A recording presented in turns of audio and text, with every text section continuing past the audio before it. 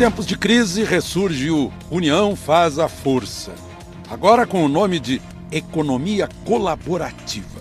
Com vantagens para todos, compartilham-se casas e carros, roupas e utensílios e até comida. Reduz-se o desperdício e o consumismo, financia-se sem juros, enquanto se aumenta a eficiência do capital e do trabalho sem intermediários, a não ser a rede digital. 2 aplicativos, por exemplo, estão bombando no mundo, com hospedagem e transporte, fora dos meios tradicionais, e já estão valendo bilhões de dólares. Bom, para falar sobre essa novidade, a administradora e professora da Fundação Getúlio Vargas, Rossana Pavanelli, e o presidente do Conselho Administrativo de Defesa Econômica, o CAD, Vinícius Marques de Carvalho. Professor, é uma novidade ou não é uma novidade? Ou isso vem desde os tempos imemoriais? Então, Alexandre, na verdade, o conceito de economia colaborativa, ele não é novo, muito pelo contrário, ele existe desde que o homem é homem. A hora que você pede emprestado, por exemplo, uma xícara de açúcar, ou uma furadeira, ou uma escada, você estabelece uma rede de confiança e você está compartilhando bens e, quem sabe, até serviços, né? O que é relativamente recente, de 10, 15 anos para cá, é o impacto dessa colaboração.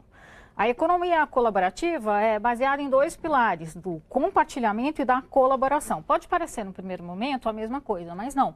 Você pode ter, inclusive, a colaboração para encontrar soluções para o setor público, né, que seriam as ações de crowdfunding, né, de crowdsourcing. Né, o crowdfunding mesmo é uma estrutura muito interessante, onde você tem um financiamento coletivo para gerar negócios ou até mesmo para alavancar ideias. Então, tem uma série de temas relacionados a essa economia colaborativa. Como é que o CAD vê isso? Olha, para nós é um grande desafio, porque você tem uma perspectiva relacionada à regulação de muitos setores da economia, em que quando esse fenômeno da economia compartilhada ganha escala, ele acaba fazendo com que a autorregulação apareça nesses setores e a autorregulação acabe questionando, muitas vezes, a regulação estatal. Ou seja, a relação entre as pessoas mesmo vai gerando uma relação de confiança que antes era derivada da lei. Era o Estado que garantia muitas vezes. É uma relação mais real do que a relação suposta pelo burocrata do Estado. Numa escala enorme, porque as plataformas e principalmente com a internet sem fio, isso se transformou em algo evidentemente desafiador para todos nós. Do ponto de vista de um órgão de defesa da concorrência, é uma atividade econômica. É uma atividade econômica que normalmente gera mais concorrência nos mercados, porque os custos de entrada desses novos modelos de negócio são menores.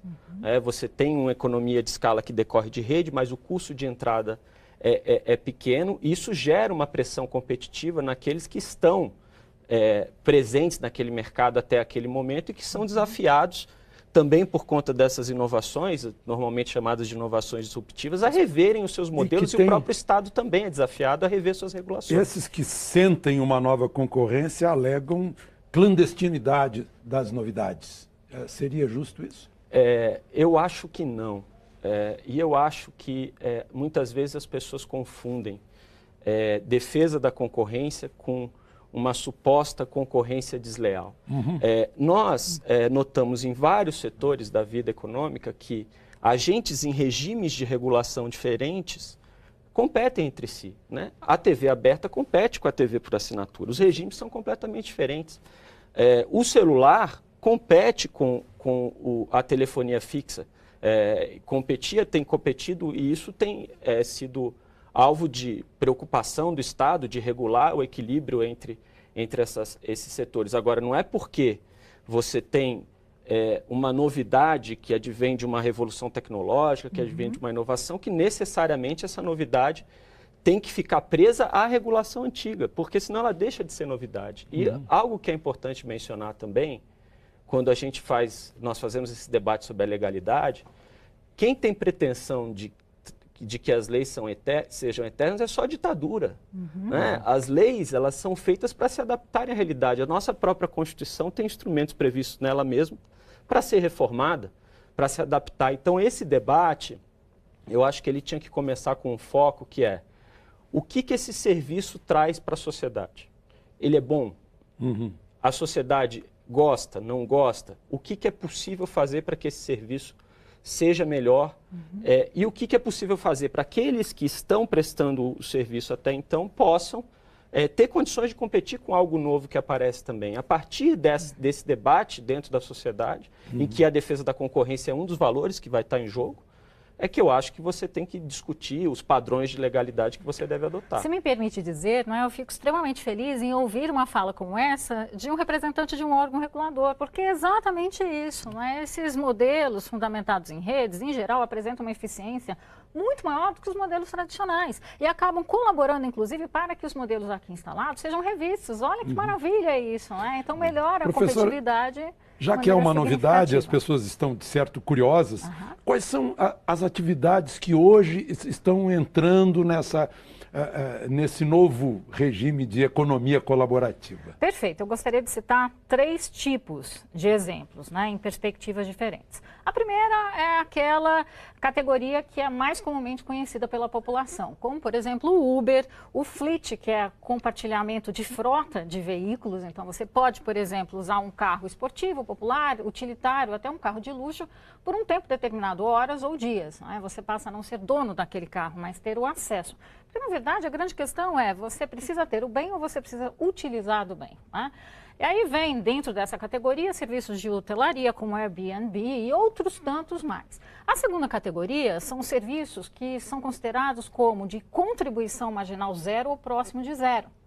Ou seja, que para adquiri-los, você não precise necessariamente ter uma troca, uma contrapartida financeira. Então, por exemplo, você tem uma grande rede, um grande site que diz assim, tem açúcar? Então, que você troca e compartilha bens sem necessariamente ter que pagar por isso, como é o modelo do Uber, do Airbnb, do Fleet, de outros tantos provedores de serviços. E aí, como que esses modelos se sustentam? Já que você pode usar, por exemplo, uma bolsa, uma furadeira, uma escada e você não paga, você não tem um desembolso financeiro para isso. Se sustenta no modelo Google, com patrocinadores. Então, você tem as grandes redes sociais que acabam aportando. Esse é o segundo tipo. E o terceiro tipo, que eu tenho observado com grande simpatia, movimentações, inclusive no governo, ele abre para produção compartilhada e para a identificação de soluções que podem vir da sociedade como um todo, do cidadão, por exemplo. A hora que um governo disponibiliza dados e lança desafios à sociedade para ajudá-lo a encontrar melhores práticas. Isso não é só observado no governo. A gente tem observado também grandes corporações como a Procter & Gamble e outras tantas no Brasil, a Natura, que abrem competições e ciclos de inovação para a participação de diferentes representantes da sociedade, sejam eles professores, consultores, especialistas, técnicos em segmentos específicos, que vão alavancar de uma maneira exponencial a produtividade e a inovação dentro de corporações tradicionais. Então, o leque de contribuição da economia colaborativa é enorme. Nós ainda estamos muito atrás do que deveríamos participar desse movimento. E esse momento de crise estimula, né? Estimula e também tem um impacto, até, se a gente colocar isso numa escala maior, até sobre os preços mesmo. Perfeito. Porque o que acontece normalmente quando a gente fala de economia compartilhada, economia colaborativa? As pessoas colocam no mercado, entre aspas, às vezes tem gente que discute até se isso é um mercado, não é? Mas, enfim, as pessoas colocam no mercado aquele excesso de capacidade que elas têm. Então, se elas têm um carro que elas andam sozinhas, elas compartilham mais 3 vagas no carro, por exemplo. Se elas têm um apartamento vazio, elas compartilham via o Airbnb o apartamento vazio. Ou seja, você tem um choque de oferta. Você está aumentando a oferta de determinadas utilidades ou serviços para a sociedade. Isso, obviamente, lei da oferta e da procura, quando você aumenta a oferta, você tende a ter uma redução dos preços. Então, é claro que as redes hoteleiras estão olhando para esse fenômeno do Airbnb e falando, bom, talvez o preço que eu coloco nos quartos em determinados momentos do ano com o Airbnb tenha que reduzir um pouco. E isso com os outros serviços também. Na questão do Uber especificamente, tem esse ponto que é o fato de que o preço do táxi é regulado. Você tem uma tarifa lá que o taxista pode dar, pelo menos essa sempre foi a opinião do CAD, desde 1998 para cá, que o taxista pode dar o desconto. E isso, obviamente, a existência do Uber vai estimular que o taxista dê Parece que houve um caso com o senhor, em que o senhor pegou um táxi desses que dão desconto. Foi com o ex-presidente do CAD. Ah, foi outro presidente. Foi em 98. Aham. Foi o Gessner de Oliveira em 98, que ele foi coagido a sair de um radiotáxi na época, que era o radiotáxi que dava desconto, no aeroporto aqui de Brasília. Inclusive, essa matéria passou hoje no Bom Dia DF. E ele, naquele momento, instaurou um procedimento no CAD que recomendou à época E ele foi à delegacia registrando Foi à na delegacia, polícia. instaurou um procedimento no CAD e recomendou ao governador que viabilizasse a política de desconto dos taxistas aqui em Brasília, que é algo que, de fato, não tem sentido. Porque o preço, se você regula numa situação como essa, tem que ser um preço teto. Não tem por que você proibir de se negociar desconto. Não tem lógica nisso, a não ser uma lógica cartorial, monopolista, de garantia de privilégios, que não quer enfim. mudanças. Exatamente. A senhora queria fazer um acréscimo. Então, recentemente nós tivemos um caso de um casal, uma certa idade, na melhor idade, que foi retirado de um veículo que estava prestando o transporte na rede do Uber por taxistas. Isso aconteceu semana passada, não sei dizer em qual cidade, aqui no Brasil. Isso é um absurdo. Então, quer dizer que eu sou a rede Foi em Hyatt. Brasília. Foi em Brasília, foi na capital do país. Na cidade. Eles estavam inscritos naquilo que eu chamaria um clube, né? Um clube de transporte. Não é transporte público, não é um transporte privado. Por escolha própria, Alexandre. Diga-se de passagem. Sim. Então, como é que você, por exemplo, se é uma grande rede hoteleira, você bate na porta de um apartamento que está disponibilizando seus quartos, seus espaços, e tira o hóspede de lá e arrasta para uma grande rede? Não faz sentido. Aí eu quero aproveitar para perguntar sobre o ano que vem, Olimpíada. Né? Eu imagino que sejam muitas oportunidades para a economia colaborativa, mas eu gostaria de entrar nesse assunto depois do nosso intervalo, né? Depois dos comerciais a gente volta.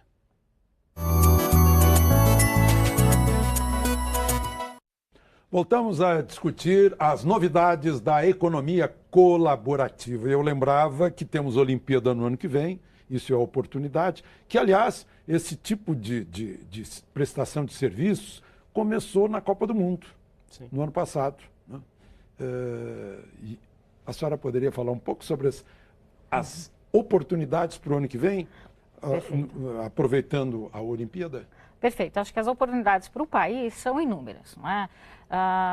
Tanto em termos da economia criativa, que é aquela que vem do capital intelectual, que em geral pode ser alavancada e deve por meio dessas redes estabelecidas na economia colaborativa, como na organização da sociedade de empresas como Airbnb e outras empresas de menor porte, para ofertar serviços à população que vem conhecer o país ou aqueles que se deslocam para assistir os eventos. Então, é uma grande oportunidade para você trabalhar questões relacionadas à própria renda, sobretudo no momento de crise, onde as pessoas buscam uma alternativa para voltarem a ser incluídas na economia ou para complementarem a sua renda. Não por menos, também a economia colaborativa, ela é conhecida como a economia do, entre aspas, bico, né? O bico aqui no melhor dos sentidos. Então, há um espaço enorme para a prestação de serviços por meio de redes colaborativas, seja de um para um, o cidadão abrindo a sua casa e disponibilizando um quarto ou apartamento como um todo, de uma maneira direta para alguém interessado, como de muitos para muitos, né? Ou até mesmo um modelo tradicional, onde você tem uma empresa prestadora de serviços que vai usar rede disponível e vai poder ofertar para um público maior. O senhor teve uma experiência na Rio Mais 20. Foi, eu era na época secretário de Direito Econômico e nós fomos lá porque havia toda uma discussão sobre a hospedagem no Rio de Janeiro para Rio Mais 20. Aquilo era, de algum modo, um teste, né, para os eventos que viriam, né, um ano depois o Papa e depois a própria Copa do Mundo. E havia uma preocupação muito grande porque algumas delegações de países estrangeiros estavam recusando vir. Inclusive, algumas delas recusaram de fato a vinda, diminuíram o número das delegações por conta do preço dos hotéis no Rio de Janeiro. Nós fomos lá, tivemos um diálogo com a associação, foi um diálogo profícuo, a Associação dos Hotéis, e na época nós conseguimos a redução de alguns preços, mas nota-se que não é o tipo de atuação que, digamos, seja a mais adequada do Estado nessas relações, né? São atuações que podem acontecer momentaneamente, mas o ideal seria que houvesse mecanismos dentro do sistema de mercado da livre concorrência para que esse tipo de abuso ou de possível abuso não acontecesse. Fala-se agora de milhares de quartos que já estão reservados nesse sistema. O Airbnb é oficialmente apresentado pelo Estado brasileiro, inclusive, como uma opção viável, adequada e bem-vinda para as Olimpíadas de 2016. Que são, só para a gente exemplificar, para as pessoas que não conhecem, são imóveis privados, é parte de casas, de apartamentos. Sim, que as pessoas não estão usando e que elas colocam no site do Airbnb e se conectam, acabam se conectando com outras pessoas que precisam usar esses imóveis. Até a cozinha, né, compartilhada. Isso, você pode compartilhar com pessoas que têm um perfil parecido com o seu, que gostam das mesmas coisas que você. Inclusive, muitas vezes você compartilha quarto. Não é porque você compartilha o imóvel que você tem inteiro. Você compartilha, às vezes, um quarto da sua casa ou coisas desse tipo. Que é uma evolução do conceito da hospedagem, né? Hospedaria, que recebe pessoas e aluga quartos. Talvez um modelo mais refinado do que existia no passado. De novo, não é um modelo novo, ele foi refinado e ampliado. Enquanto os cavalos descansavam, né? Exatamente. Para passar a noite e restaurar-se. Daí se criou o restaurante, né? É um fenômeno interessante porque é um fenômeno que a confiança acaba emergindo como um elemento estabilizador das relações. Né? Coisa que talvez nós tivéssemos perdido há algum tempo atrás e isso está se viabilizando. Isso vai ter impactos nas relações sociais, enfim, no empreendedorismo. Porque o Brasil é uma sociedade, uma economia que tem um poder econômico muito concentrado. Isso é um fato. Se compararmos com outros países, qualquer setor da indústria tradicional que você destaque no Brasil, você vai ver que o poder econômico é concentrado, que as 4 maiores empresas normalmente têm mais de 70% do mercado. Esse fenômeno, ele é um fenômeno muito interessante nesse sentido, porque ele vai permitir que você tire a tampa dessa panela de pressão e que, de algum modo, esse empreendedorismo floresça nas relações humanas e nas relações econômicas e talvez gerando algum tipo de desafio a esse modelo tradicional, muitas vezes concentrado da era industrial, digamos assim. Perfeito. E talvez nessa era...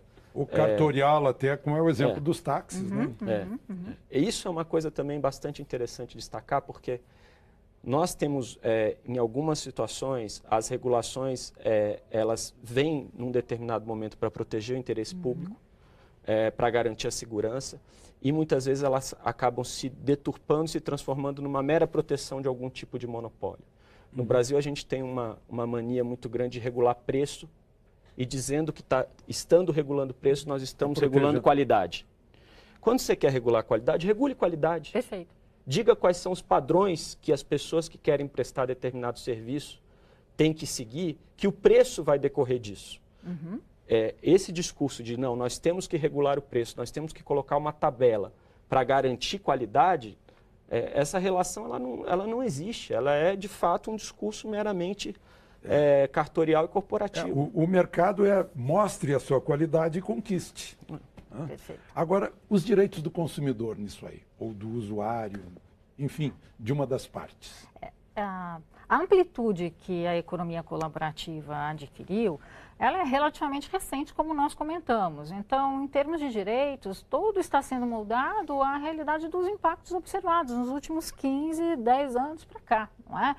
Mas, com certeza, a gente, como um país capitalista, dentro desse modelo econômico, há uma liberdade em relação à aquisição. Se eu quiser adquirir um produto do meu vizinho sem nenhuma intermediação nessa relação, o que vai impedir de eu realizar isso, de eu fazer? Sim, desde que esse ato não configure algum tipo de crime ou contravenção, não tem nada a ver. Exatamente, né? E aí essa mesma lógica, ela deve ser extrapolada para organizações constituídas. De novo, esse modelo da economia colaborativa, que ele é viabilizado por meio de redes, aí a tecnologia tem um papel fundamental, porque dá acesso como antes nunca se foi visto. A tecnologia aproximou todas as pontas disso. Inclusive em termos de viabilidade econômica. Ela barateou esse Sim. acesso, essa formação, a constituição das redes. Mas seja uma empresa prestadora de serviços que articule diversos fornecedores por uma rede ou um prestador de um para um, uma pessoa oferecendo para outra pessoa, quem deve escolher, e aí a autorregulação do mercado, né, qual fornecedor irá atender às suas necessidades, é um cidadão, são os clientes, é o mercado. E eu acho que tem mais um ponto também que é interessante. Como é um fenômeno novo, nós não sabemos o que vai acontecer. Perfeito. Pode ser que daqui a alguns anos você tenha uma companhia, uma empresa, não vou citar nenhum nome específico, que adquira um poder econômico tamanho que a partir de determinado momento ela também possa abusar. Então, a atenção se trata de olhar para essa realidade, de entender essa realidade, sem nenhum tipo, obviamente, de ufanismo ou nada em relação a isso, porque isso é uma atividade econômica que em algum momento pode ter implicações da perspectiva do consumidor, Perfeito. da perspectiva da concorrência, da perspectiva da saúde pública. Nenhum de nós aqui, imagino, defende que isso signifique que necessariamente os órgãos responsáveis por zelar, seja pela defesa do consumidor, pela defesa da concorrência, não tem que estar atentos para possíveis abusos que possam acontecer também nesses setores. Perfeito. É por isso que é importante estar atento, olhar como uma realidade que veio para ficar, a gente não sabe o quanto vai se expandir, mas estar atento. Nosso tempo se esgotou, com a certeza de que o amanhã vai chegar e devemos estar preparados para ele, quer para fugir da crise, quer como fornecedores ou beneficiários dessas novidades que estão aparecendo. Muito obrigado, professora. Obrigado. Muito obrigado. Se você gostou do programa e quiser fazer alguma crítica ou sugestão, entre em contato conosco pela Central de Atendimento ao Telespectador, no telefone 4002-2884 ou pela internet, no endereço falecomaglobonews.com.br. E para rever este e outros programas no seu celular ou tablet, baixe o aplicativo da Globo News ou acesse globonewsplay.com.br. Na próxima semana, outro tema de interesse nacional. De Brasília, Alexandre Garcia.